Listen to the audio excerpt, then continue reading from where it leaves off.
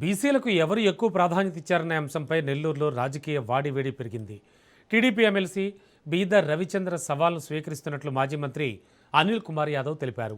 చర్చకు తేదీ సమయం వేదిక చెప్తే తాను సిద్ధమని ఆయన స్పష్టం చేశారు.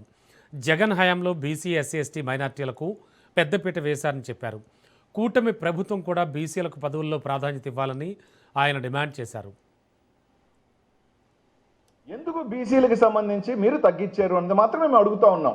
ఏ కారణం చేత బీసీలకి మీరు ఉప ముఖ్యమంత్రి ఇవ్వలేదు అంటే బీసీలు పనికిరారని ఇవ్వలేదా, బీసీలు అర్హులు కాదని ఇవ్వలేదా, లేకపోతే ఎవరికైనా ఇబ్బంది కలిగిందని చెప్పి ఇవ్వలేదా అన్నది సమాధానం ఈ రోజు దాదాపు 50% పైగా ఉన్న బీసీ సోదరులకి ఈ రోజు మీరు సమాధానం చెప్పాల్సిన బాధ్యత మీ ముఖ్యమంత్రిగా మీ మీద ఉంది, పార్టీగా మీ మీద ఉందని మాత్రమే మేము అడుగుతా ఉన్నాం.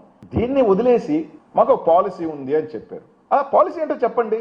ఏంటి మీ పాలసీ? బీసీలకి మేము ఇవ్వము అన్నది మీ పాలసీగా?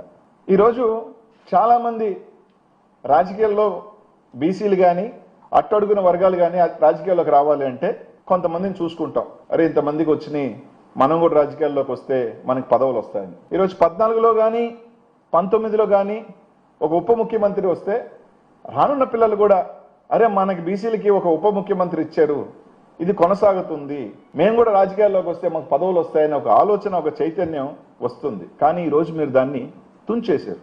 ఎందుకు బీసీలకు సంబంధించి